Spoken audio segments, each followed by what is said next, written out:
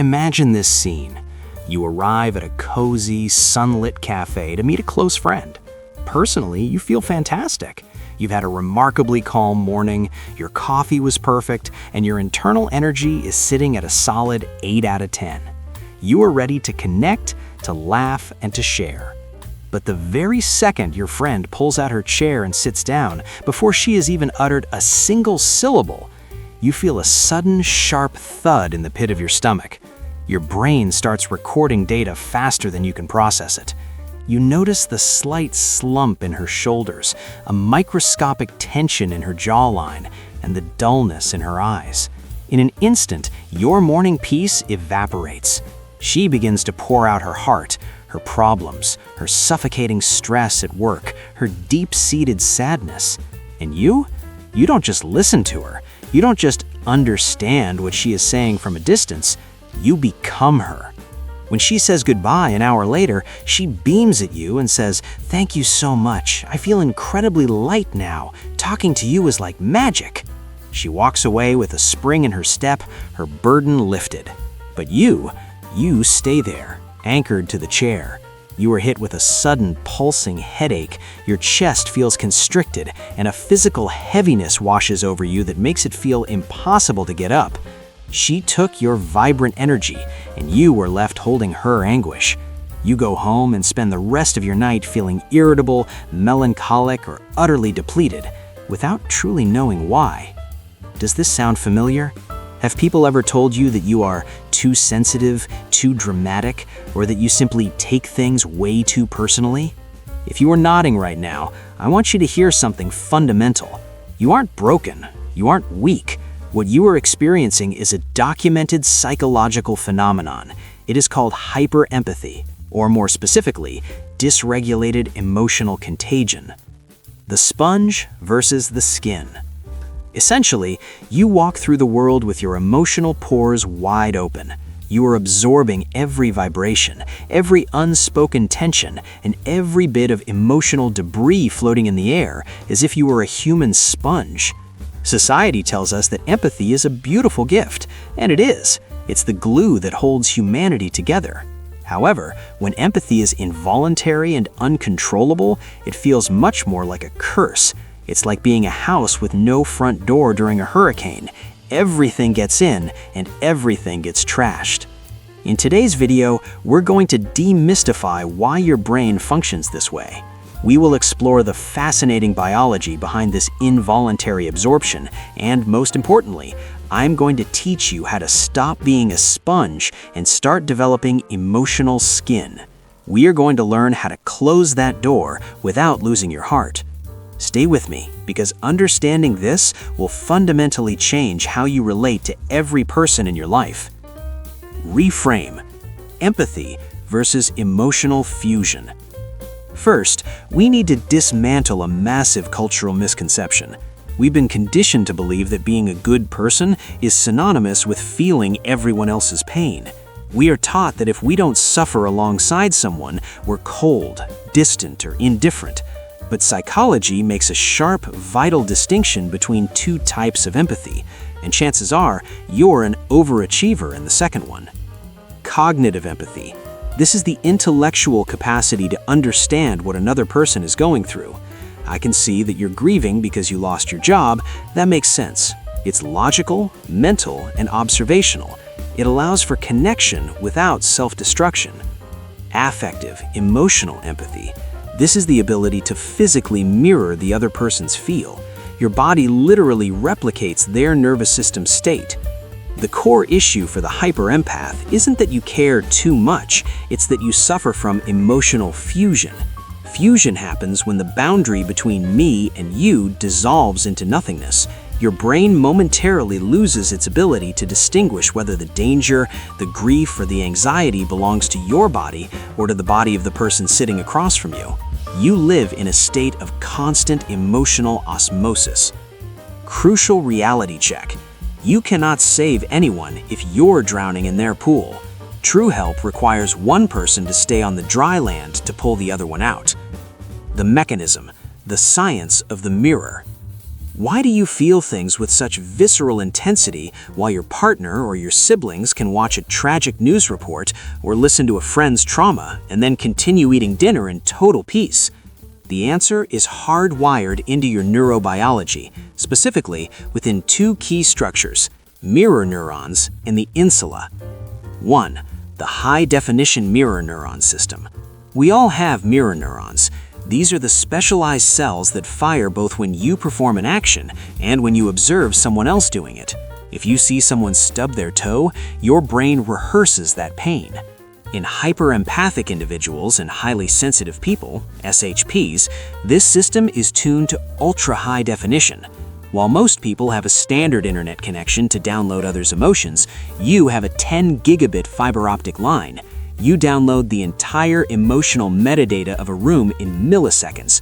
The micro-expressions, the tone of voice, the scent of stress pheromones. Your brain doesn't just see the emotion, it installs it. 2. The insula and the interoceptive bridge. The insula is a deep structure in the brain that monitors your internal bodily states, your heartbeat, your digestion, your temperature. It is also the hub for emotional empathy. When you witness suffering, your insula simulates that pain in your organs. For a hyperempath, this simulation is so vivid that the brain's emergency broadcast system can't tell the difference between a simulation and reality. Your body floods with cortisol, the stress hormone, because your primitive brain thinks the lion is attacking you, not the person you're talking to. A vital warning.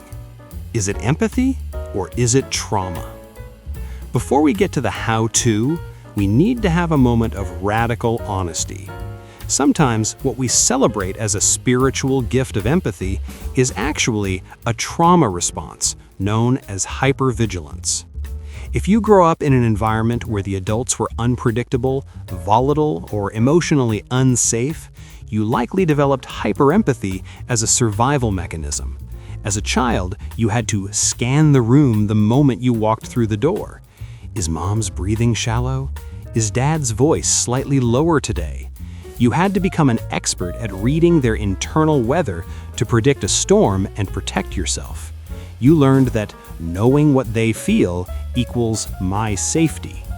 If this is your story, your antenna isn't necessarily looking for connection, it is scanning for threats. Recognizing this is painful, but it is the first step toward reclaiming your life.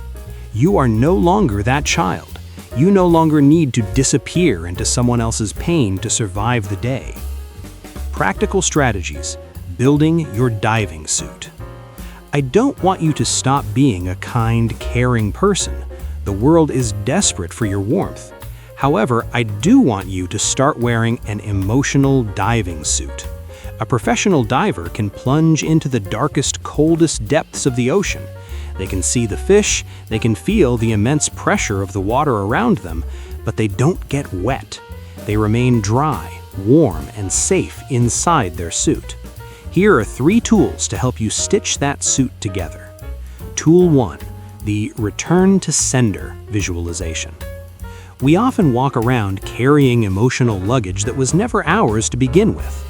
The identification.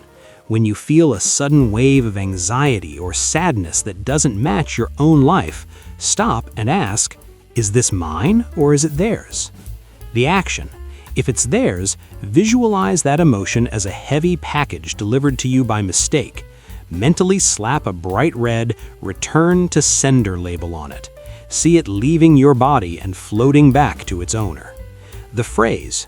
Tell yourself, I honor your journey, but I return this weight to you, as you are the only one with the power to heal it. This isn't coldness, it's respecting their sovereignty. Tool 2, somatic anchoring, reclaiming your skin. Hyperempathy evicts you from your own body and drags you into someone else's. You must learn to come home. When you feel yourself fading or merging with an intense person, perform a physical anchor. Grounding. Press your heels firmly into the floor. Feel the resistance of the earth. Touch. Gently pinch the skin on your forearm or wrist. Texture. Rub your thumb against the fabric of your pants and focus entirely on the sensation. These physical sensations send a biological signal to your brain. I am here. My body ends at this skin. It creates a biological border. Tool 3. The glass window boundary. Imagine your empathy is a house. Currently, you have no windows or doors. Anyone walking by can throw trash into your living room. You need to install a glass window. The screen. You can see the person clearly. You can hear their words perfectly, but the weather of their emotion, the rain, the wind, the cold, cannot get in to soak your furniture. The practicality. Set time limits. I can listen for 15 minutes, then I have to go. Also, stop trying to fix them. When we try to fix others, we submerge ourselves in their swamp. Just observe. Say, that sounds incredibly difficult, and stay on the dry land. The psychological hurdle. The guilt of limits. I know what that voice in your head is saying. If I do this, I'm being selfish. I'm being a bad friend. Listen to me very carefully. Empathy without boundaries is not love. It is self-immolation. If you burn yourself to the ground to keep others warm, eventually everyone is left in the dark. Taking care of your energy is the most generous thing you can do. It allows you to be a friend who is actually present rather than a friend who is dissociated and exhausted. You have a fundamental right to be happy even if someone you love is currently miserable. That isn't a betrayal, it's differentiation. Closing. Be the lighthouse, not the sponge. To recap, hyperempathy is often a biological overdrive of your mirror neurons. It may be rooted in a history of hypervigilance. Your task is to distinguish, is this mine or is yours? Use physical anchoring to remember where you begin. I want you to leave today with this image. Be a lighthouse.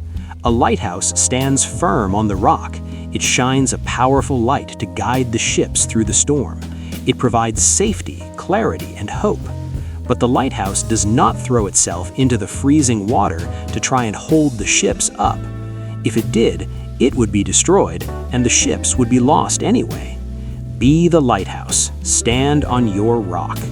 If this video spoke to your soul and you feel exhausted by the weight of the world, I'm preparing a special downloadable guide called The Shield, 5 energy clearing exercises for HSPs. If you want it, type the word SHIELD in the comments and I'll make sure to release it soon. To understand more about how your brain handles this overload, I highly recommend you watch this next video, Compassion Fatigue, when helping starts to hurt. Thank you for your beautiful sensitivity. The world needs it, but first, the world needs you to be whole. See you in the next video.